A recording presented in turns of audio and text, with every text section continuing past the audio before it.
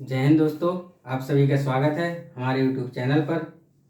तो चलिए आज पढ़ने वाले हैं नंबर्स, यानी कि आपके टॉपिक लिखा है संख्याएं। ये संख्याएं कितने प्रकार की होती है।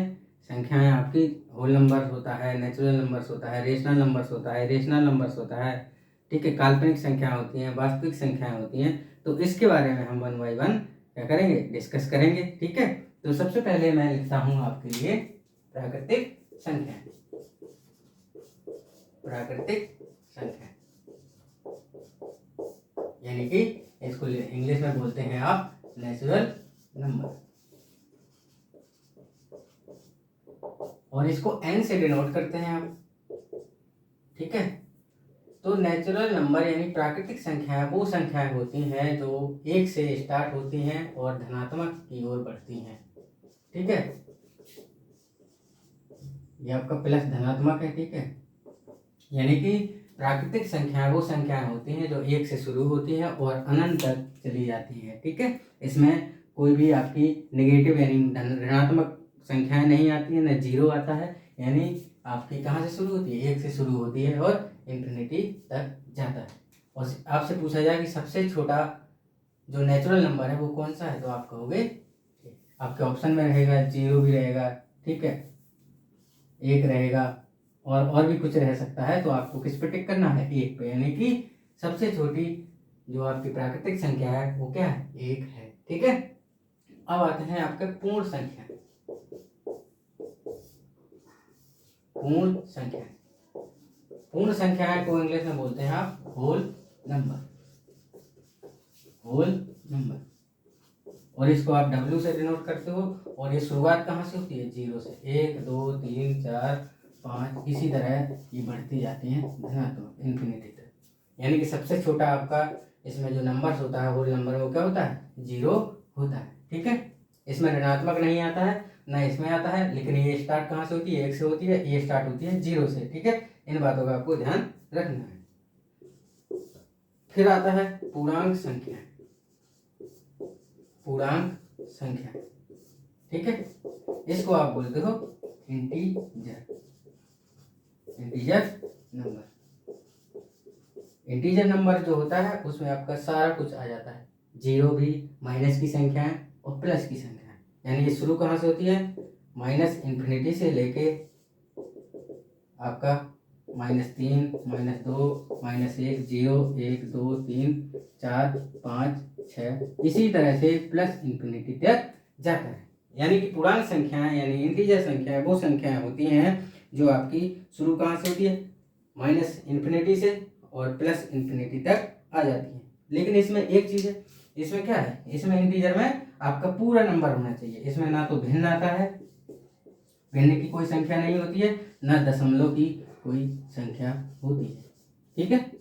जैसे भिन्न 5/2 हो गया, ये आपका क्या है, ये इंटीजर नंबर नहीं है। और जैसे कि ये हो गया 25 0.25, ये भी आपका इंटीजर नहीं है। इंटीजर मतलब होता है कि इसमें कोई दशमलव ना हो। जैसे 24 हो गया, जैसे 520 हो गया, जैसे -240 हो गया, इसमें कोई दशमलव नहीं है, तो ये हो जाता है आपका इंटीजर नंबर, ठीक है।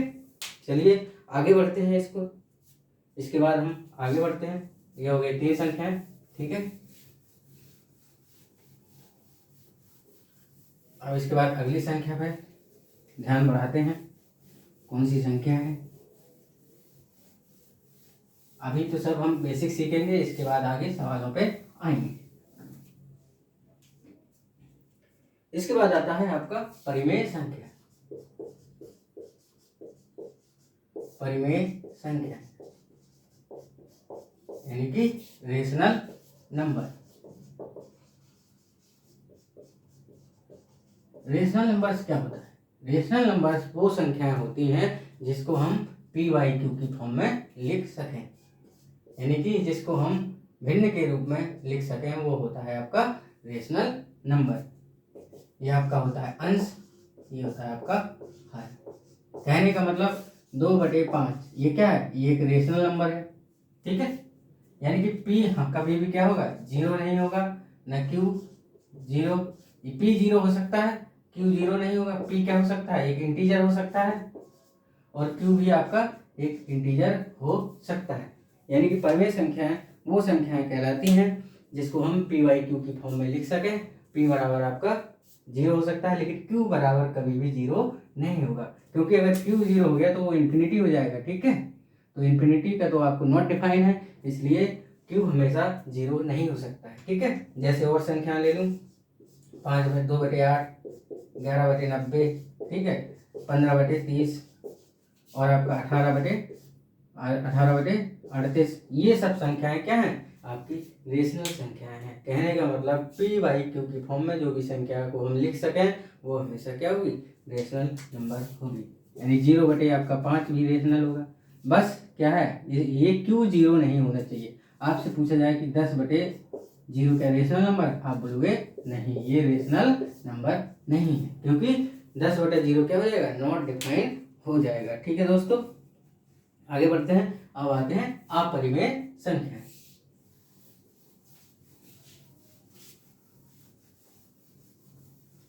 अपरिमेय संख्याएं, अपरिमेय संख्याएं वो संख्याएं होती हैं, ठीक है,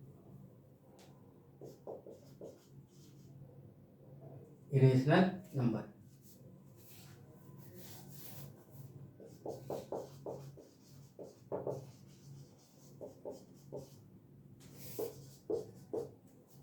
अपरिमेय संख्याएं यानी इरेशनल नंबर वो संख्याएं होती हैं जिसको हम पी वाई क्यू की फॉर्म में नहीं लिख सकते।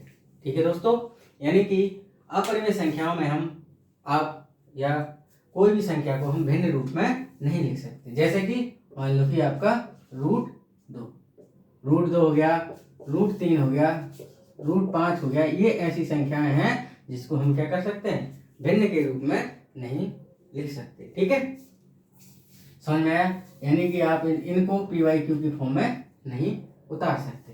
तो परिमेय संख्याएं क्या होती हैं जिसको हम पी वाई क्यू की फॉर्म में लिख सकें, और अपरिमेय संख्याएं वो संख्या होती हैं जिसको हम पी वाई क्यू की फॉर्म में नहीं लिख सकते। अब इसमें आता है कि पाई क्या है। पाई एक अपरिमेय संख्या है। ठीक है, अपरिमेय संख्या। एग्जाम में बहुत सवाल पूछता है कि पाई क्या है। एक परिमेय संख्या है, अपरिमेय संख्या है, ठीक है, या आपकी प्राकृतिक संख्या है या पूर्ण संख्या है। तो आपको लिखना है पाई एक अपरिमेय संख्या है। आप बोलोगे सर इसका मान तो होता है 22/7, इसको तो भिन्न के रूप में लिख सकते हैं।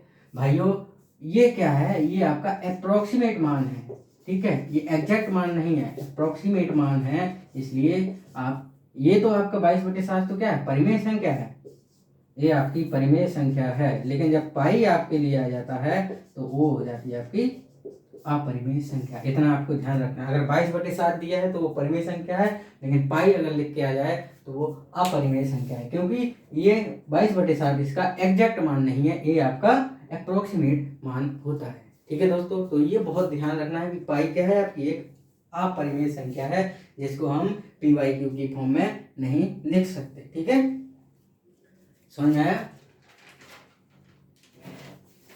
तो चलिए आगे बढ़ते हैं। कुछ क्वेश्चन देखता हूं, उस पे हम प्रैक्टिस करते हैं। जैसे मैं लिख दूं 0/3 4 3 4 3 4 इसी तरह चलता रहे, तो बताना है कि ये परिमेय है या अपरिमेय है। अपरिमेय है। ठीक है दोस्तों, अब यहाँ पे 0.343434 है, यानी कि संख्या क्या हो रही है? रिपीट हो रही है। तो अभी हम इसको लिखेंगे 0.34 पे बार। ठीक है, 0.34 पे बार, और इसका मान होता है 34/99। अभी हम इसके आगे जो बार सीरीज है यानी बार के बारे में हम पढ़ेंगे, तो उसके बारे में हम समझेंगे ये कैसे आएगा। यानी कि हम इसको पी वाई क्यू की फॉर्म में लिख सकते हैं, यानी कि ये क्या है? एक परिमेय संख्या है। ठीक है दोस्तों, इसके इसी लेक्चर में हम पढ़ेंगे कि अब ये नंबर हम कैसे प्राप्त करते हैं। ठीक है, अगर कोई दशमलव में संख्या रिपीट हो रही है तो उसको भिन्न के रूप में कैसे देखते हैं, उसके अभी जस्ट आगे पढ़ेंगे। अभी बस ये समझना है कि हमें बताना है कि क्या ये परिमेय संख्या है या अपरिमेय संख्या है। ठीक है, एक और ले लेता हूँ 0.286276 दोस्तों 7 है 276, इसी तरह से चलता रहे। यानी कि जहाँ पे संख्याओं का क्या हो जाए, रिपीटिशन स्टार्ट हो जाए, वो संख्या क्या हो जाएगी, परिमेय संख्या हो जाएगी। ठीक है, यानी कि 2.07 पे बार है तो हो जाएगा 0.276/899। इसको हम PYQ की फॉर्म में लिख सकते हैं, यानी कि ये क्या है, परिमेय संख्या है। ठीक है, अब आपको बताना है √2 क्या है, परिमेय है या अपरिमेय है, परिमेय है या अपरिमेय है।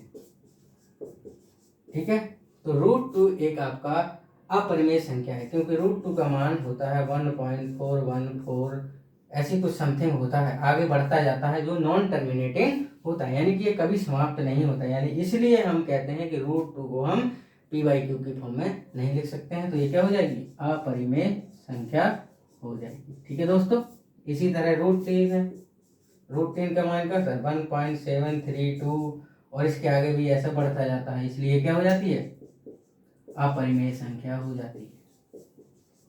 ये मान तो हम एग्जैक्ट पूरा ले लेते हैं, लेकिन जब आप √3 का मान कैलकुलेटर में चेक करोगे तो ऐसे ऐसे नंबर्स आपको बहुत दिखाई देंगे। ठीक है, वो जो कभी टर्मिनेट नहीं होते हैं, इसलिए इसको हम PYQ की फॉर्म में नहीं लिख सकते हैं। ठीक है, और ये इसी तरह इसको भी नहीं लिख सकते, आगे आप कैलकुलेटर में अगर इसका √3 का मान निकालोगे तो आगे भी कोई नंबर्स आपको दिखाई देंगे, इसलिए √3 भी क्या है, अपरिमेय संख्या है, यानी कि नॉन टर्मिनेटिंग जो आता रहता है नंबर्स, उसको हम अपरिमेय संख्या कहते हैं, इसलिए इसको हम PYQ के फॉर्म में नहीं लिख सकते। ठीक है दोस्तों, आगे बढ़ते हैं।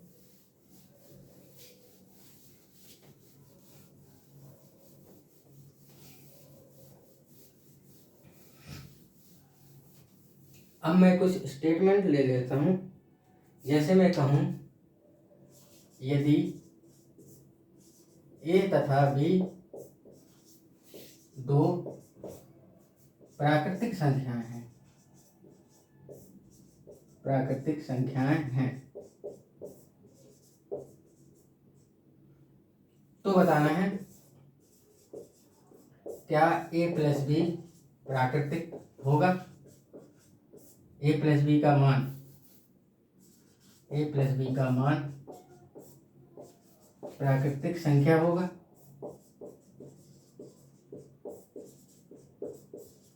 ठीक है दोस्तों, और इसी तरह दूसरा लिख दो, क्या A - B का मान प्राकृतिक संख्या होगा।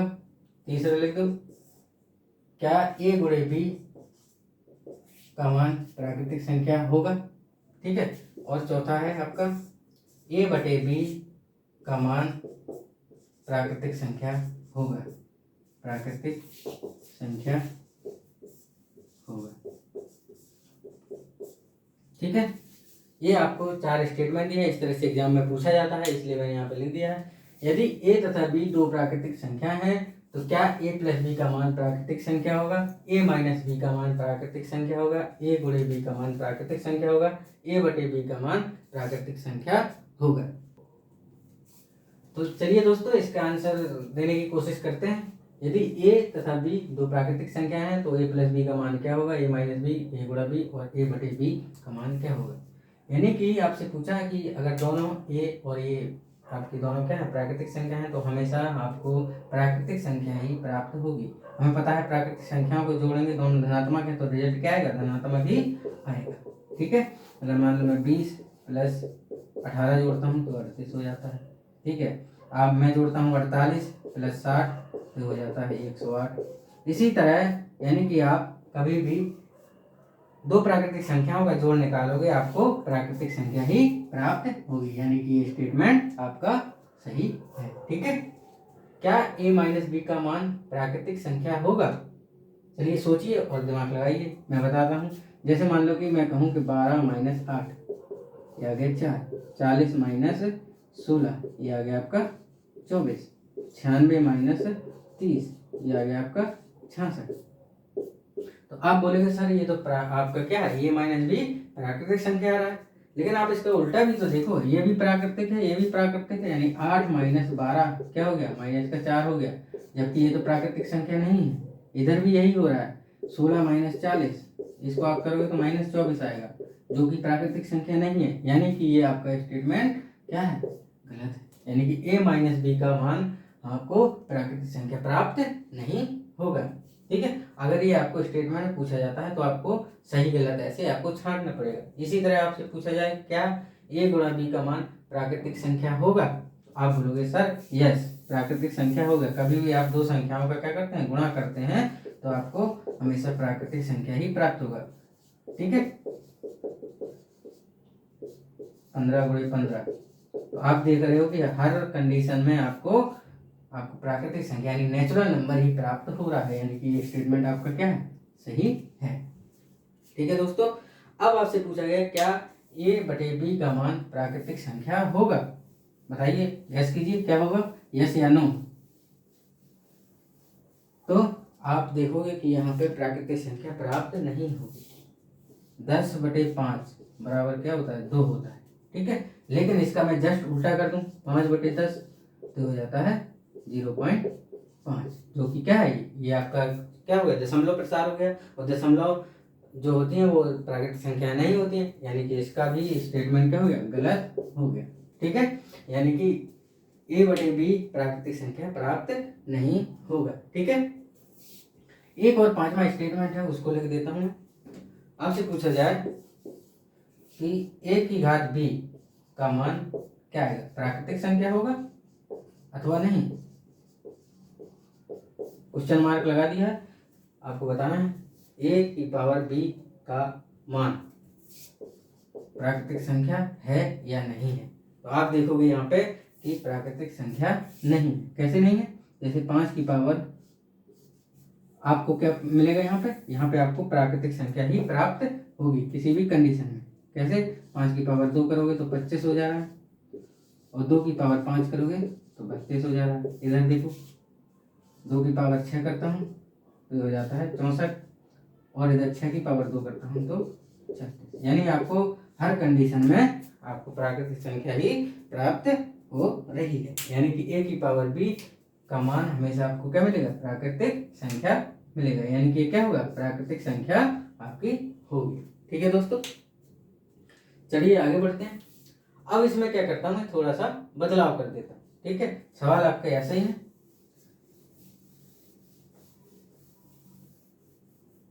बस यहाँ पे मैं क्या कर देता हूँ, प्राकृतिक की जगह दूसरी संख्या लिख देता हूँ। ठीक है, मैं आपको लिख देता हूँ पूर्णांक संख्या।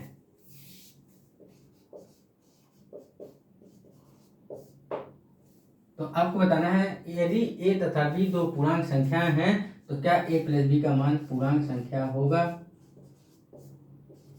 या a माइनस b का मान पूर्णांक संख्या होगा, या a गुणे b का मान पूर्णांक संख्या होगा, या a बटे b का मान पूर्णांक संख्या होगा, या a की पावर b का मान पूर्णांक संख्या होगा। ठीक है, चलिए करिए इसको। अब हमें पता है कि पूर्णांक संख्याएं क्या होती हैं, पूर्णांक संख्याएं वे संख्याएं होती हैं जो माइनस से शुरू होती हैं और प्लस तक चली जाती हैं, यही तो होती हैं पूर्णांक संख्याएं। पूर्णांक संख्याएं क्या होती है, माइनस इंफिनिटी से लेके प्लस इंफिनिटी तक जाती हैं, यानी कि इसमें दोनों आ जाता है, माइनस, जीरो और प्लस की संख्या आ जाती है। तो एक एक को आपको सोल्व करना है। क्या a प्लस b का मान पूर्णांक संख्याएं हैं, तो चलिए इसको करते हैं। यदि दो संख्याएं जो पूर्णांक है उसको मैं जोड़ता हूं तो हमें क्या मिलेगी, हमेशा पूर्णांक संख्याएं ही मिलेंगी। जैसे कि 2 + 4 करता हूं तो ये 2 हो जाता है, -2 - 4 करता हूं तो -6 हो जाता है, -15 + 0 करता हूं तो -15 हो जाता है, और 0 + 0 करता हूं, ये तो जैसे नॉट डिफाइन है, 0 + 2 करता हूं तो आपका 2 प्राप्त होता है। कहने का मतलब यदि दो आप पूर्णांक संख्याओं को आप जोड़ते हैं तो हमेशा आपको पूर्णांक संख्या प्राप्त होती है। ठीक है, इसी तरह क्या a माइनस b का मान पूर्णांक संख्या होगा। ठीक है, तो आप देख सकते हो कि ये भी क्या हो सकता है, दोनों हो सकते हैं। अगर माइनस कर दूं, ठीक है, यहाँ पे अगर मैं दोनों में क्या कर दूं, माइनस कर दूं तो हमें पूर्णांक संख्या ही मिलेंगी। ठीक है, अब बड़ी से छोटी घटाओगे तो आपको धनात्मक मिल जाएगी, यहाँ पे 22 मिलेगा, और आप 20 में से 42 घटाओगे तो -22 मिल जाएगा। ठीक है, यानी कि ये क्या है, दोनों कंडीशन में पूर्णांक संख्याएं ही है, तो इसका मान हो जाएगा यस। ठीक है, अब आपसे पूछा जाता है क्या ए गुणा बी का मान पूर्णांक संख्या होगा। तो इसके लिए आपको गुणा का देखना है कि आपसे पूछा जाए क्या ए गुणा बी, यानी दोनों संख्याओं को आप गुणा कर दें जो कि क्या है पूर्णांक है। ठीक है, मान लो कि 5 गुणे -4 ये क्या हो गया 20 हो गया। ठीक है, 0 गुणा 4 ये क्या हो गया 0 हो गया। ठीक है, मैं कर देता हूँ -5 गुणे -4 ये क्या हो गया 20 हो गया। यानी कि देखो तीनों चीजें आपको मिल रही, माइनस, 0 और प्लस, और उस पूर्णांक संख्या में क्या आ रहा है तीनों कंडीशन आ रही हैं, इसलिए क्या हो जाएगा यस, यानी कि आपको पूर्णांक संख्या ही प्राप्त होगा। ठीक है, क्या a बटे b का मान पूर्णांक संख्या होगा? सोचिए जरा, गैस कीजिए। इसको मैं मिटा देता हूं। अब यहाँ पे बात आती है क्या a बटे b का मान पूर्णांक संख्या होगा? मान लो कि मैं कर देता हूं आपका 8/4, तो ये तो 2 आ गया। ठीक है, लेकिन मैं जस्ट इसका उल्टा कर दूं, ये क्या हो जाता है 1/2 यानी कि 0.5 हो जाता है। लेकिन ये तो पूर्णांक संख्या नहीं है, इसलिए यहाँ पे क्या हो जाएगा, यहाँ पे हो जाएगा स्टेटमेंट आपका गलत। ठीक है, यानी कि कभी भी अगर दो पूर्णांक संख्याओं को आप भाग देते हो तो पूर्णांक संख्या प्राप्त नहीं होती है। ठीक है, अब आते हैं लास्ट स्टेटमेंट पर। क्या a की पावर b का मान पूर्णांक संख्या होगा? ठीक है, आप देखो जैसे मैं -2 की पावर 2 कर देता हूँ तो क्या हो जाता है 4 हो जाता है। लेकिन मैं जस्ट इसका उल्टा करता हूँ 2 की पावर -2, आपको पता है 2 की पावर -2 हो जाता है 1/2 की पावर 2। ये आगे हम पढ़ेंगे कैसे हो जाता है। ये 4 हो गया, ये तो आ गया भिन्न में, यानी कि a की पावर b का मान पूर्णांक संख्या नहीं होगा। ठीक है दोस्तों, शायद ये आपको बात समझ में आई होगी। इस तरह का स्टेटमेंट एग्जाम में पूछा जाता है। ठीक है, आगे बढ़ते हैं। अब आपका आता है परिमेय संख्या में अगर मान लो स्टेटमेंट इस तरह का आ जाए तो क्या करोगे? ठीक है, उसका भी देख लेते हैं। अगर यहाँ पे आपका परिमेय संख्या दे रखा हो तब क्या करोगे? आपसे पूछा जाए यदि a तथा b दो क्या हो परिमेय संख्या है, तो आपसे बताना है कि a प्लस b क्या परिमेय संख्या होगी, a माइनस b परिमेय संख्या होगी, a गुणा b परिमेय संख्या होगी, या a गुणा b परिमेय संख्या, a बटा b परिमेय संख्या होगी, या a की पावर b का मान परिमेय संख्या होगा। ये आपको बताना है। तो इसका स्टेटमेंट आपको पूछा जाता है एग्जाम में और इसको भी कराना जरूरी है। तो आप बताइए क्या होगा इसका आंसर। ठीक है, यदि a तथा b का मान परिमेय संख्या है, यानी दोनों क्या है परिमेय संख्या है, तो आप दोनों को जोड़ोगे। मान लो कि ये 5/4 है और ये प्लस ये 2/4 है, तो ये कितना हो जाएगा 7/4। आप और कोई संख्या ले लो, मान लो 20 आपने ले लिया 36 और इधर ले लिया 16/36, ये आ जाता है 36/36, ये आ गया 1। अब 1/1 भी तो लिख सकते हैं, यानी कि ये भी क्या है परिमेय संख्या है, ये भी परिमेय संख्या है। यानी कि कभी भी आप दो परिमेय संख्याओं को जोड़ोगे तो आपको हमेशा क्या होगी परिमेय संख्या ही प्राप्त होगी। ठीक है, अब आपसे पूछा है क्या a माइनस b परिमेय संख्या होगा? चलो इसको कर लेते हैं। मैं आपसे कहूं दो संख्याओं को आप घटाइए, जैसे आपको कहूं 3/8 माइनस 2/6, इसको घटाना है तो आ जाएगा, इसका आ जाएगा एलसीएम आपका 24 और 24 एलसीएम आ जाएगा 8 की 3 × 9 6 6 8, तो हो गया 1/24। ठीक है, ये आपको परिमेय संख्या प्राप्त हो रही है कि नहीं हो रही है? यानी कि जब भी दो परिमेय संख्याओं को आप अंतर निकालेंगे यानी डिफरेंस निकालेंगे तो वो परिमेय संख्या ही आपको प्राप्त हो जाएगी। ठीक है, तो यहाँ पे स्टेटमेंट हो जाएगा आपका करेक्ट, यानी कि a माइनस बी का मान परिमेय संख्या ही प्राप्त होगा। अब गुणा की बात करें तो गुणा में भी वही चीज आएगी भैया। आप सोचो गुणा करें, अगर मैं दो संख्याओं का क्या करता हूँ, गुणा करता हूँ, 2/5 गुणे 2/8, तो ये होता है 4/8 × 40, यानी 1/10। ये क्या है, परिमेय संख्या है, तो यानी कि ये हो जाएगा यस। ठीक है, यानी जब दो परिमेय संख्याओं को आप गुणा करोगे तो आपको परिमेय संख्या ही प्राप्त होगी। ठीक है दोस्तों, अब ये भाग देने की बारी आई है, इसका बताना है। a की पावर b का डबल हो गया, b का मान परिमेय संख्या होगा या नहीं होगा। ठीक है, तो इसके बारे में देखते हैं। अगर मैं कह रहा हूँ कि 2 की पावर 1/2, ये भी परिमेय संख्या है। 2 को आप क्या लिख सकते हो, 2/1 लिख सकते हो। ठीक है, तो 2 की पावर 1/2 क्या हो जाता है, √2 हो जाता है, देख रहे हो आप। और इसी तरह मैं अगर कर दूं 1/2 की पावर 2 कर दूं तो 1/4 हो जाता है। अंतर समझ में आ रहा है, ये परिमेय संख्या है लेकिन ये परिमेय संख्या नहीं है, यानी कि a की पावर b का मान आपको परिमेय संख्या प्राप्त नहीं होगा, ये वाला। ठीक है, अभी डिवाइड वाला रह गया है, उसको अभी करते हैं। तो डिवाइड वाले को कर लेते हैं। आपको समझ में आया कि जब भी आप a की पावर b करोगे तो वो परिमेय संख्या प्राप्त नहीं होगा, तो दोनों आपको क्या लेनी है, परिमेय संख्या ही लेनी है। और बटे में क्या होगा, मान लो कि मैं करता हूँ 2/3/4 कर देता, ये भी तो परिमेय संख्या ही है, तो ये हो जाएगा 2/3 और ये पलट जाएगा तो 1/4 हो जाएगा, यानी कि आ जाएगा 1/6। ये क्या हो गया, परिमेय संख्या हो गया, यानी कि आंसर आपका क्या हो गया, सही हो गया। यानी कि ये आपका हो गया क्या, जब बटे में दो परिमेय संख्याओं को आप डिवाइड करते हो तो आपको परिमेय संख्या ही प्राप्त होती है। ठीक है, चलिए आगे बढ़ते हैं। तो हो गया परिमेय संख्या।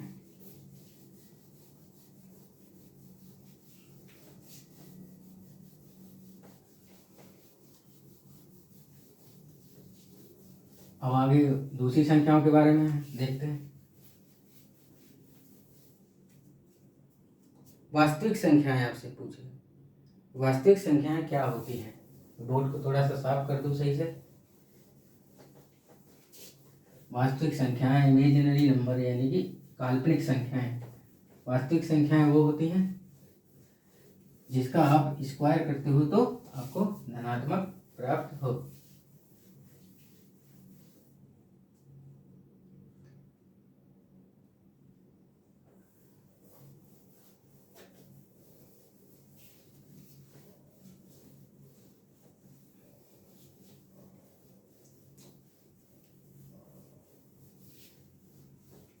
चलिए आगे बढ़ते हैं। वास्तविक संख्या,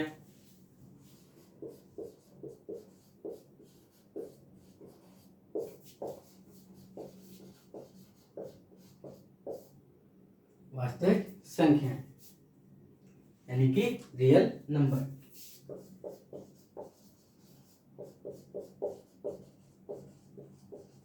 और इधर साथ ही साथ हम डिस्कस कर लेते हैं काल्पनिक संख्याएं भी। काल्पनिक संख्या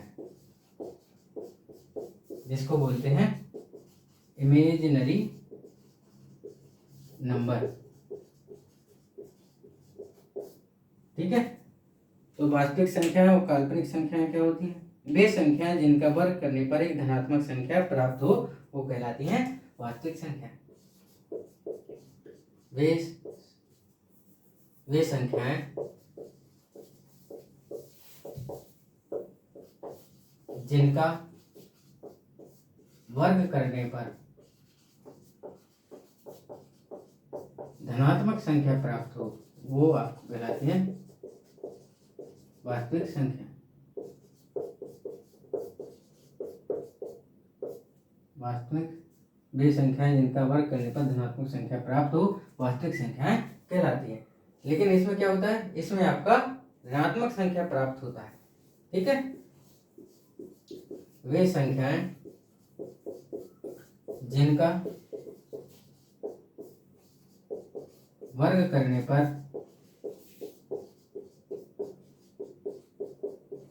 ऋणात्मक संख्या प्राप्त हो, वो कहलाती है काल्पनिक संख्या। ठीक है, जैसे कि मैं कहूं आपसे 6 का स्क्वायर करना है तो यह आ जाता है 36। ठीक है, अब आपसे कहूं -6 का स्क्वायर करना है तो यह आ जाता है 36। ठीक है, तो ये क्या है, ये आपकी वास्तविक संख्याएं हैं।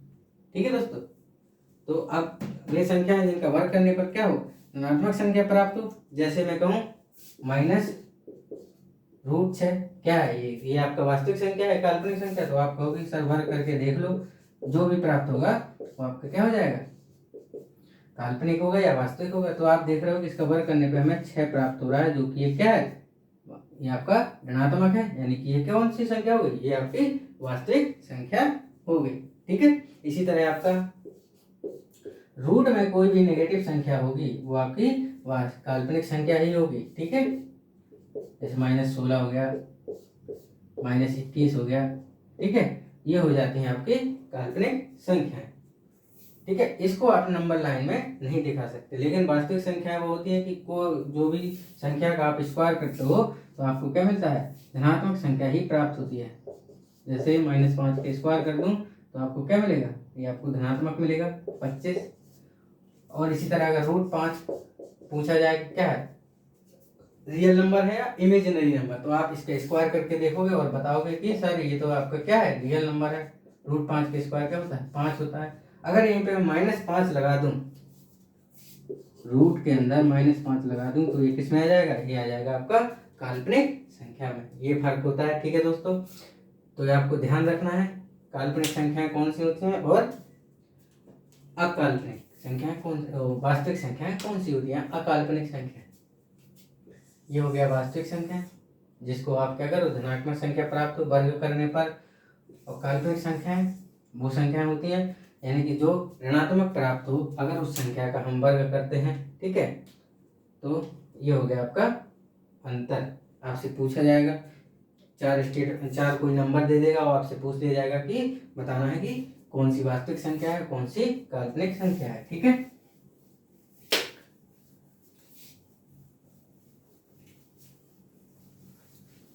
आगे बढ़ते हैं, कुछ और संख्याएं देखते हैं।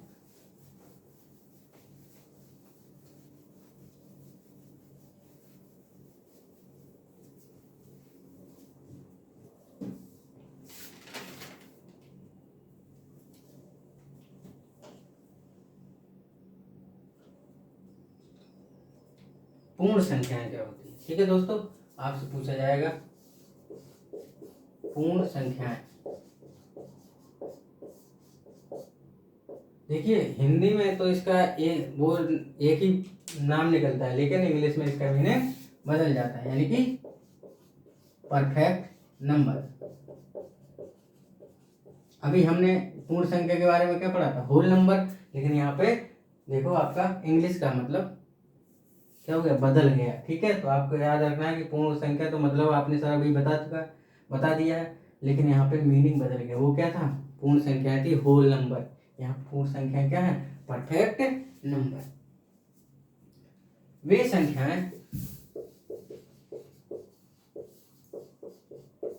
संख्याएं जिनके गुणनखंडों का योग उस संख्या के बराबर हो, उस संख्या के बराबर हो। जिस संख्या का हम क्या कर रहे हैं, गुणनखंड निकाल रहे हैं, और उन गुणनखंडों का अगर योग करते हैं और योग करने पर हमें पुनः वही संख्या प्राप्त हो जाती है, तो उसको बोलते हैं हम क्या, पूर्ण संख्या या परफेक्ट नंबर। इसकी दूसरी परिभाषा ये कह सकते हैं कि आप उस संख्या को जोड़ दीजिए और गुणनखंडों को जोड़ दिए तो वो संख्या क्या हो जाता है, दुगना हो जाता है। ठीक है, तो आपको दोनों स्टेटमेंट आपको एग्जाम में दे सकते हैं, यानी कि वे संख्याएं जिनके गुणनखंडों का योग उस संख्या के योग के बराबर हो। ठीक है, उस संख्या के बराबर हो। दूसरा हो सकता है कि जब आप उस संख्या को और उसके गुणनखंडों को जोड़ देते हैं तो वो संख्या की क्या हो जाती है, दुगनी हो जाती है। ठीक है, जैसे कि मैं एक नंबर ले लेता हूँ, जो सबसे छोटा परफेक्ट नंबर है वो आपका है 6। ठीक है, सबसे छोटा आपसे पूछा जाए, सबसे जैसे ऑप्शन में दे दिया जाए कि परफेक्ट नंबर बताइए, कौन सा परफेक्ट नंबर है, 6, आपसे पूछा जाए 8, आपसे पूछा जाए 9, आपसे पूछा जाता है 10। तो अगर इसमें आपसे पूछ लिया जाए कि बताइए इन ऑप्शन में कौन सा परफेक्ट नंबर है, तो आपको क्या करना पड़ेगा, सबका गुणनखंड चेक करना पड़ेगा और उन गुणनखंडों को क्या करना पड़ेगा, जोड़ के बताना पड़ेगा कि कौन सा परफेक्ट नंबर है। तो हम देखते हैं पहले 6, मैंने बताया 6 का गुणनखंड क्या होता है, 3 होता है, और आपका 2 भी होता है और 1 भी होता है। इसके अलावा कोई गुणनखंड नहीं होता है। तो देखिए आप यहाँ पे देख लीजिए, इसको भाग देके देखिए, 2 का 3 और 3 और 1 भी तो होता है गुणनखंड। ठीक है, तो इसके गुणनखंड आ गए आपके 3, 2, 1। अब इन गुणनखंडों को आप क्या कीजिए, जोड़ दीजिए। तो देखिए संख्या, जिस संख्या का हम गुणनखंड कर रहे हैं और उन गुणनखंडों को जोड़ रहे हैं तो वही संख्या प्राप्त हो रही है, यानी कि 6 हमारा क्या है, एक परफेक्ट नंबर है। 6 एक पूर्ण संख्या है। 6 एक पूर्ण संख्या है। ठीक है, जो सबसे छोटी पूर्ण संख्या है। ठीक है, समझ में आया। आपसे पूछा जाएगा कि सबसे छोटी पूर्ण संख्या कौन सी है, तो ऑप्शन में 6 होगा और इसके आगे भी होता है। दूसरा इसके बाद आता है आपका पूर्ण संख्या होता है वो 28। ठीक है दोस्तों, दूसरा आपका, पहला तो हो गया 6, दूसरा होता है आपका 28। पहला हो गया 6 जो सबसे छोटा पूर्ण संख्या है, सबसे छोटा परफेक्ट नंबर। दूसरा इसके बाद आता है 28। 28 से गुणनखंड कीजिए। 28 के गुणनखंड क्या हो सकते हैं, 14 गुणे 2 भी हो सकता है। ठीक है, और 7 गुणे 4 भी हो सकता है। ठीक है, इसके बराबर आपका हो गया 2, 2 तो हो गया। ठीक है, और इसके बाद 1 गुणे 28। इसी तरह से ये आपके हो जाएंगे गुणनखंड। ठीक है, अब इनके जितने भी गुणनखंड हैं वो आप इनको जोड़ दीजिए, यानी कि आपके जो गुणनखंड हो जाते हैं, 14 भी हो जाता है, 7 हो जाता है, ठीक है, 4 हो जाता है, 2 हो जाता है, 1 हो जाता है। यही होंगे 28 के गुणनखंड। ठीक है दोस्तों, अब इनको आपको क्या करना है, जोड़ना है। गुणनखंड का मतलब होता है फैक्टर, यानी कि उस संख्या के जितने फैक्टर हैं और उनको अगर आप जोड़ दें तो हमें पुनः वही संख्या प्राप्त हो जाए, वो कहलाता है परफेक्ट नंबर। तो इसको आप जोड़ के देखिए, आप इसको जोड़ेंगे तो पाएंगे कि आपका योग कितना आ रहा है, 28 आ रहा है, यानी कि दूसरा परफेक्ट नंबर क्या हो गया, दूसरा परफेक्ट नंबर।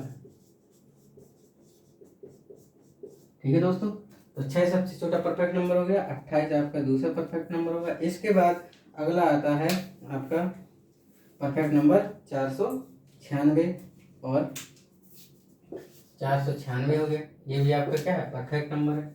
आप इसको गुणनखंड निकालिए और इसको चेक कीजिए। ठीक है, तो हमने पढ़ा परफेक्ट नंबर क्या होता है। ठीक है, अब इसके आगे आप पढ़ते हैं।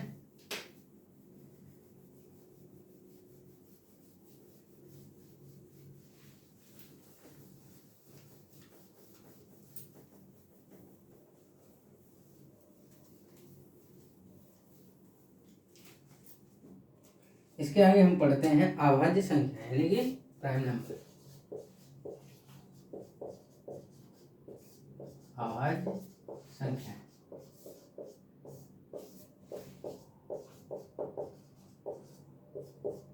Prime number. अभाज्य संख्याएं तो आप सभी को पता होंगे क्या होती है। अभाज्य संख्याएं वे संख्याएं होती हैं जिनके गुणनखंड क्या हो, खुद हो या एक हो। वे संख्याएं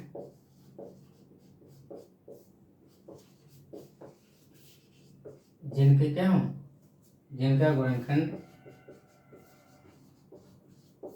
ना निकाले जा सके, ना निकाले जा सके। ठीक है, और उनके 2 ही फैक्टर होते हैं। ठीक है। अभाज्य संख्याओं के जो फैक्टर होते हैं वो क्या होते हैं? खुद संख्या होती है, अभाज्य संख्या के गुणनखंड खुद वो संख्या होती है, ठीक है, या एक होता है और खुद वो संख्या होती है जो आपकी अभाज्य संख्या है, ठीक है। जैसे मैं मान लूं दो, दो क्या है? अभाज्य संख्या है या भाज्य संख्या है? तो आप देखोगे कि दो क्या हो रहा है, एक से भी भाग हो रहा है और खुद दो से भाग हो रहा है। मैंने क्या बताया परिभाषा? वे संख्याएं जिनका गुणनखंड ना निकाला जा सके, तो दो के गुणनखंड तो नहीं निकाल सकते हैं, यानी अभाज्य संख्या में गुणनखंड क्या हो, या तो वो खुद संख्या हो या उसका गुणनखंड एक हो। तो भैया दो आपकी हो गई आपकी सबसे छोटी अभाज्य संख्या, क्योंकि ये खुद अपना गुणनखंड है और इसका एक गुणनखंड एक है, यानी दो सबसे छोटी क्या होगी? अभाज्य संख्या हो गई। ठीक है दोस्तों, इसके बाद मैं लिख देता हूँ, दो के बाद आपका 3 होता है, फिर 5 होता है, फिर 7 होता है, फिर 11 होता है, फिर 13 होता है, ठीक है, फिर 17 होता है, फिर 19 होता है, ठीक है, फिर 23 होता है, ठीक है, फिर इसके बाद 29 होता है। ये आपके क्या होती हैं? अभाज्य संख्या होती हैं, जिनके हमेशा क्या होते हैं? कोई गुणनखंड नहीं होता है। तो चलिए दोस्तों, कुछ सवाल आते हैं अभाज्य संख्या पे, उसके बारे में हम जान लेते हैं। यहाँ पे मैंने लिख रखा है कि अभाज्य संख्या 1 से लेके 100 तक क्या क्या होंगी, ठीक है। 1 से लेके 10 तक में कौन सा आएगा? 2, 3, 5, 7 आएगा। 10 से लेके 20 तक होगा 11 आपकी अभाज्य होगी, 13 होगी, 17, 19 होगी। 20 से लेके 30 तक 23 होगी, 29 होगी। 30 से लेके 40 तक 31 होगी, 37 होगी। 40 से 50 तक 41, 43 और 47। 50 से 60 तक होगा 53 और आपका 59। यहाँ 60 से 70 होगा 61 और 67। 70 से 80 तक होगा 71, 73 और 79। यहाँ पे होगा 80 से 90 के बीच में 83 और आपका 89, और 90 और 100 के बीच में 97। ठीक है दोस्तों, तो इससे रिलेटेड आपके एग्जाम में सवाल पूछा जाता है। आप चाहो तो ये कोड याद रख सकते हो। कैसे कोड याद रखोगे? आप लिखोगे सर 44, 22, 32, 23, 21। ये बोलेंगे सर ये क्या है? ये आप मोबाइल नंबर की तरह याद कर सकते हो। ये होता है अभाज्य संख्याओं का कोड, ठीक है। यानी कि ये 1 से 10 तक क्या होंगी? 4 होंगी, और उधर देख रहे हो आप 10 से 20 तक 4, और इसके बाद ये जाएगा आपका 20 से 30 तक 2, और 30 से 40 तक 2, और फिर 40 से 50 तक आपका हो जाएगा 3, फिर 50 से 60 तक 2, और फिर 60 से 70 तक 2, फिर 70 से 80 तक 3, और 80 से 90 तक 2, और 90 से 100 तक हो जाएगा आपका एक अभाज्य संख्या, यानी 44, 22, 32, 23, 21। ये हो गया अभाज्य संख्याओं का नंबर। आपसे अगर पूछा जाए कि सर बताइए 1 से 50 तक कितनी अभाज्य संख्याएं होंगी? कितनी अभाज्य संख्याएं होंगी? चलिए बताइए 1 से 50 तक कितनी अभाज्य संख्या होंगी? तो भैया आपको 50 तक जाना है, यानी कि यहाँ तक जाना है कि नहीं जाना है? बताइए। तो हो जाएगा 4 और 4 8, 8 4 12, 12 और 3 15। यहाँ पे आप देखिए 50 तक देखिए, नोट कीजिए 1 2 3 4 5 6 7 8 9 10 11 12 13 14 15, यानी कि 1 से 50 तक कितनी अभाज्य संख्या होंगी? यही पूछा जाए 1 से 25 तक कितनी अभाज्य संख्या होंगी। ये एग्जाम में सवाल ऐसे पूछा जाता है, इसलिए हम लिखवा रहे हैं, ठीक है। 1 से 25 तक कितनी अभाज्य संख्याएं होगी? तो 1 से 25 तक आप देखो यहाँ पे 1 2 3 4 5 6 7 8 9, क्योंकि 29 ज्यादा हो जाएगा, यानी कि 1 से 25 तक कितनी अभाज्य संख्या हो जाएंगी? 9 अभाज्य संख्या हो जाएंगी, ठीक है। अब आपसे पूछा जाता है 1 से 30 तक अभाज्य संख्या ज्ञात कीजिए। आपसे पूछा जाए 1 से 30 तक अभाज्य संख्या है, अभाज्य संख्या 1 से 30 तक 4 दूनी 8 2 10। फटाफट ये नंबर याद कीजिए और आपका काम खत्म, आपको सोचना ही नहीं है। आपसे पूछा जाए 1 से 70 तक अभाज्य संख्या, अभाज्य संख्या। अभी हमें पता है कि 50 तक कितनी थी? 15 थी, और यहाँ पे 4 और जोड़ दीजिए, कितना हो गया 15 और 4 19, यानी कि 1 से 70 तक आपकी हो जाएगी 19। यहाँ से जोड़ना शुरू कीजिए, 4 4 8 4 12 12 3 15 16 17 18 19 हो गया। ठीक है, अब आपसे पूछा जाए 1 से 100 तक अभाज्य संख्या कितनी होंगी। तो आप इन नंबर्स को सारों को जोड़ दीजिए, यहाँ से यहाँ तक कितना था 15 था, 15 4 19 19 6 25, यानी कि 1 से 100 तक अभाज्य संख्याएं कितनी हो जाएंगी 25 आपकी हो जाएंगी। ठीक है, तो इस तरह से आपको ये निकालना है अभाज्य संख्या। आपसे 75 तक पूछा जाए, 1 से 75 तक अभाज्य संख्या, तो आप नोट कीजिए 1 से 75 यहाँ पे काउंट कर सकते हो। ठीक है, 70 तक कितना था आपका 19 था, 75 तक ये 2 अंक और जुड़ जाएंगे तो कितना हो जाएगा 21 हो जाएगा। ठीक है दोस्तों, ये बहुत इंपॉर्टेंट हेल्प करता है नंबर आपका, कि आपको ये मोबाइल नंबर की तरह ही याद कर लेना है, 44 22 32 23 21। ठीक है, और इस तरह से जो आपके पूछे तो आप इसको निकाल सकते हैं, कि अगर किसी के बीच में पूछ लिया जाए तो आप पता कर सकते हैं। ठीक है, अगर मैं यहीं से पूछ दूं कि यहाँ से तो 1 से था, ठीक है दोस्तों, अगर मैं यहाँ पे बीच में पूछ दूं, आपको बताना है क्या होगा। मैं आपसे कहूँ कि आपसे बताना है कि 30 से 50 तक के बीच कितनी आवाज संख्याएं होंगी, तो आप बोलोगे सर 5, क्योंकि ये देखो ये 10 20 30 और आपको 30 से ज़्यादा लेना है, तो 3 और 2 5। और यहाँ पर भी देख लो 30 से 50 तक जाना है, 1 2 3 4 5 6 7, तो यहाँ पे मैंने हाँ देखिए यहाँ पे ये 70 तक जाना है, तो ये 3 अंक लेंगे आप यहाँ पे, तो हो जाएगा 7। ओके, ठीक है, 10 20 30 40 50, हाँ 30 से आपको पूछा है कहाँ तक 50 तक, तो यही हो जाएगा। ठीक है, 5 ही आएगा, मैं वहाँ पे यहाँ से जोड़ लिया था इसलिए हो रहा था, क्योंकि 20 से 30 तक है, आपको करना है 30 से 50 तक, तो ये दोनों लेने 1 2 3 4 5, और यहाँ से भी आ रहा है आपका 5। ठीक है, क्योंकि ये 40 वाली लाइन है, तो ये से क्या नाम 20 से 30 तक है, और ये 30 से 40 तक है, और ये 40 से 50, यानी 2 नंबर लेना है 5। और इसी तरह आपसे पूछा जाए कि 10 से 25 तक कितनी आवाज संख्या होंगी, तो आप इधर से लिख सकते हो 10 से 25 तक 1 2 3 4 5, यानी यहाँ पे भी क्या होगा 5 हो जाएगा। ठीक है, और यहाँ से पूछ लिया जाए 10 से 30 तक कितनी हो जाएंगी, तो आप फट से बता सकते हो 6 हो जाएंगी। ठीक है दोस्तों, और आपसे पूछा जाए 30 से 70 तक पूछा जाए, तो देखो ये कितना हो जाएगा 6 3 9 हो जाएगा। ठीक है, यहाँ से आपको काउंट करना है यहाँ तक। ठीक है, 1 2 3 4 5 6 7 8 9, तो आपको ये कोड याद होना चाहिए, लिखने की आपको कोई ज़रूरत नहीं है। अब मैं आपसे कहूँ कि 40 से 100 तक बताना है, तो देखिए 40 कहाँ पे है, ये 10 20 30 40, इसके बाद से आपको काउंट कर लेना है, तो देखिए 5 5 10 और 2 12, 40 से चलना है 1 2 3 4 5 6 7 8 9 10 11 12 13, 40 से आपको 100 तक जाना है, 40 से 100 तक जाना है, तो देखिए ये हो गया 5 5 10 और 3 13, यहाँ पे आ रहा है 13। ठीक है, अब आपसे पूछा जाए कि आपको बताना है कि मान के चलिए कि आपसे पूछा 50 से 75 तक अभाज्य संख्याएं क्या होंगी।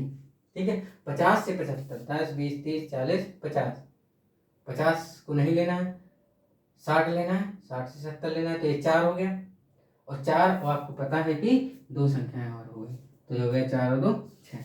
आप यहाँ से भी लिख सकते हैं 50 से आपको 75 जाना है, 50 से 1 2 3 4 और 5 और 6, इस तरीके से आप इन संख्याओं को निकाल सकते हैं। आपको सीधा सीधा एग्जाम में सवाल पूछता है इस तरीके से कि आपको बताओ इन संख्याओं के बीच में कितनी अभाज्य संख्याएं होंगी। ठीक है, अब आगे बढ़ते हैं।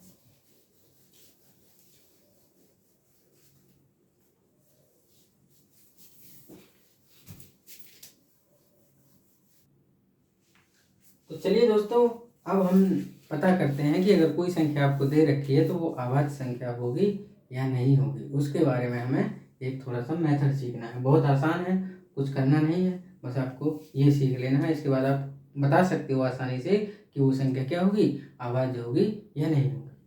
तो यहाँ पे मैंने लिख रखा है कि आपको 6 का पहाड़ा लिख रखा है, 6 12 6 ये आपका 6 का गैप देके लिख रखा है। तो आप देखोगे कि मैंने 6 से छोटी संख्या ले रखी है और एक बड़ी ले रखी है, 12 से छोटी ले रखी है, बड़ी ले रखी है, 18 से छोटी ले रखी है, बड़ी ले रखी है। इस तरह से आप देखोगे कि हर जगह मैंने छोटी और बड़ी ले रखी है। और इनमें से आप पाओगे कि मैक्सिमम संख्याएं क्या होंगी, आपकी अभाज्य संख्याएं होंगी। तो आप देखो 6 के पहाड़ा के पास आप 6 का पहाड़ा पढ़ो और उसके आगे की संख्या लिखो और उसके पीछे की संख्या लिखो। ठीक है, इतना सा काम करने के बाद आपको क्या करना है, उसको क्या करना है, 2 से 3 से और 5 से डिवाइड करके देखना है। अगर वो संख्या डिवाइड नहीं हो रही है तो वो आपकी क्या है, अभाज्य संख्या है। ठीक है, अब जैसे मैं कहूँ कि ये 7 भी है 5 भी है, हमने अभी जस्ट देखा है। देखो ये 25 आपका कट जाएगा, इधर 35, इधर आपका 49, ये 55, क्योंकि 5 से कट रहा है, ये 7 5 से कट रहा है, ये 7 से कट रहा है, ये 55 भी कट रहा है। ठीक है, ये 65 5 से कट रहा है, ये 77 कट रहा है, ये 85 कट रहा है, ये 91 कट रहा है, ये 95 कट रहा है। ठीक है, और इसके बाद ये आपकी संख्या होगी। अब आप आसानी से इनको देख सकते हो, यानी कि आपने क्या किया, 2 से चेक किया, 3 से चेक किया, 5 से चेक किया। ठीक है, और 7 से चेक किया। ठीक है, और इसके बाद आपने 13 से भी चेक किया। ठीक है, तो आपको देखना पड़ेगा कि पहले ये किसी संख्या से क्या हो रही है, डिवाइड तो नहीं हो रही है, और इसके बाद नहीं हो रही है, तो मैक्सिमम संख्याएं आप देखोगे कि वो क्या है, आपके अभाज्य संख्याएं हैं। ये नहीं है, ये नहीं है, ये नहीं है, ये नहीं है, ये नहीं है, ये नहीं है, ये नहीं है, ये नहीं है, और ये नहीं है। आप देखो, अब इसके बाद काउंट करो, आपको 100 तक काउंट करना है। यहाँ तक आपकी कितनी आएंगी, 25 ही आएंगी। देखो 1 2 3 4 5 6 7 8 9 10 11 12 13 14 15 16 17 18 19 20 21 22 और ये 23। ठीक है, यहाँ पे 2 संख्याएं और हो गई हैं शायद, हाँ 2 संख्या हमने छोटी तो ली नहीं। 23 के बाद कौन सी रह गई थी, 2 और 3 रह गई थी अभी, तो कितनी हो गई, 25 हो गई।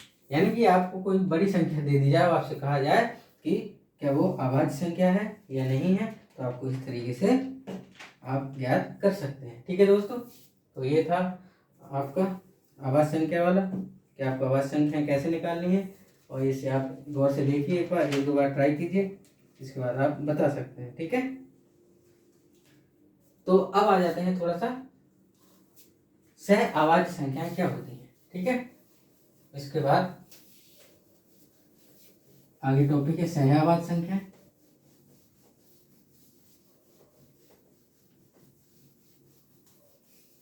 सह अभाज्य संख्या होंगी, ट्विन्स प्राइम नंबर हो गए, ये अब आपको यहाँ पर डिस्कस करेंगे। सह अभाज्य संख्या,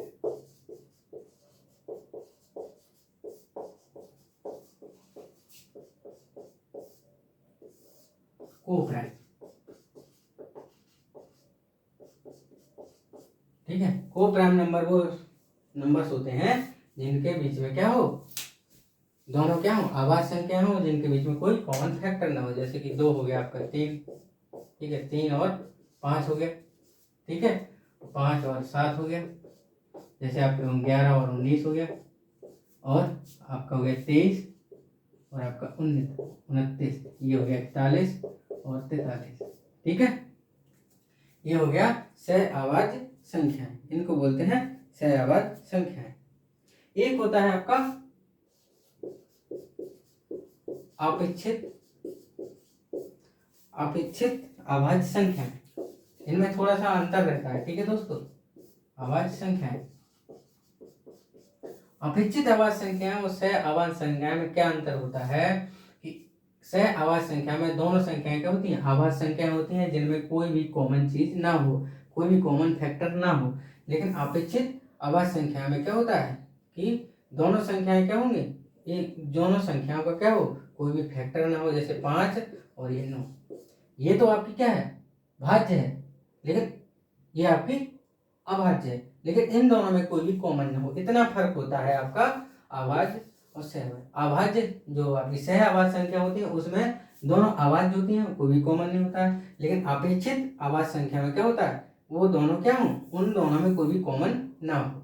ठीक है, कोई भी कॉमन गुणनखंड ना हो, जैसे कि 9 और ये 13 हो गए। यहाँ पे अगर मैं बात करूँ 9 और आपका 9 के बाद आपका मैं ले लूँ 17। ठीक है दोस्तों, अगर मैं 25 और 9 की बात करूँ तो ये दोनों इनके देखो, ये आपकी भाज्य है, ये भी भाज्य है। ठीक है दोस्तों, लेकिन इन दोनों में कोई भी आपका क्या है, कॉमन गुणनखंड नहीं है, तो इसलिए इसको क्या बोलेंगे, अपेक्षित आवाज संख्या। बस इतना फर्क है कि आपका कोप्राइम क्या होता है और अपेक्षित आवाज संख्या क्या होती है। इसको बोलते हैं रिलेटिव प्राइम नंबर, इंग्लिश में बोलते हैं रिलेटिव प्राइम नंबर। ठीक है, तो आपको ध्यान रखना है, आपसे पूछा जाएगा, ये एसएससी इस चीज को मानता है। ठीक है, एसएससी हो गया, रेलवे हो गया, वो इसको आपको को प्राइम नंबर मांगता है। और अपेक्षित तो ये आपको अगर दे दिया जाए तो आप इसको भी ध्यान में रखिएगा। ठीक है, ठीक है दोस्तों, अब इसके बाद आता है ट्विंस प्राइम नंबर। इस पे अब बस ये जानना था आपको क्या होता है। इसके बाद आते हैं ट्विंस प्राइम नंबर।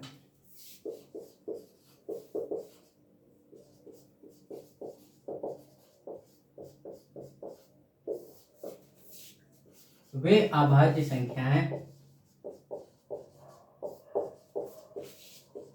वे अभाज्य संख्याएं जिनके बीच 2 का अंतर, जिनके बीच 2 का अंतर हो, वो उनको बोलते हैं आप ट्विंस प्राइम नंबर। ठीक है, ट्विंस प्राइम नंबर क्या होता है, जिन अगर आप 2 प्राइम नंबर को हटाओ तो अंतर क्या आना चाहिए, 2 आना चाहिए। ठीक है, वो होता है ट्विंस प्राइम नंबर। आपसे पूछा जाता है, रीजनिंग में 4 स्टेटमेंट दे दिया जाता है। ठीक है, उसी आधार पे आपको देखना पड़ता है। या आपसे पूछ लिया जाएगा एग्जाम में कि बताइए कि इनमें कौन सा ट्विंस प्राइम नंबर है, तो ट्विंस प्राइम नंबर कौन सा हो गया आपका, हो जाएगा 3 5 हो जाएगा, और 5 7 हो जाएगा। ठीक है, 11 और 13 हो जाएगा। इसके बाद 17 19 हो जाएगा।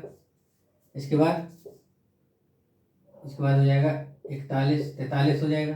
ये कुछ आपके क्या है, ट्विंस प्राइम नंबर है। जैसे कि 101 और 103, ये क्या है आपका ट्विंस प्राइम नंबर हैं, इनको आप ट्विंस प्राइम नंबर बोल सकते हैं। और भी कुछ एग्जाम्पल है, 59 61, ये आपके क्या है 71 73, ये सब आपके क्या है ट्विंस प्राइम नंबर है। ठीक है, तो आपको ध्यान रखना है 137 और 139, ये सब आपके क्या है ट्विंस प्राइम नंबर हैं, यानी कि वे आवाज संख्याएं जिनके बीच 2 का अंतर होता है, उनको बोला जाता है ट्विंस प्राइम नंबर। ठीक है दोस्तों, अब यहाँ पे एक सवाल जैसे मैं आपसे पूछ लूँ, आपसे कहा जाए कि बताइए इसमें ट्विंस प्राइम नंबर कौन सा है। एक ये है 17 19, ट्विंस प्राइम नंबर नहीं है। ठीक है, 17 19 और 23 और आपसे पूछा जाए 29, और डी आपसे रखा जाए 41 और 43। आपसे पूछा जाए कि कौन सा नंबर ट्विंस प्राइम नंबर नहीं है।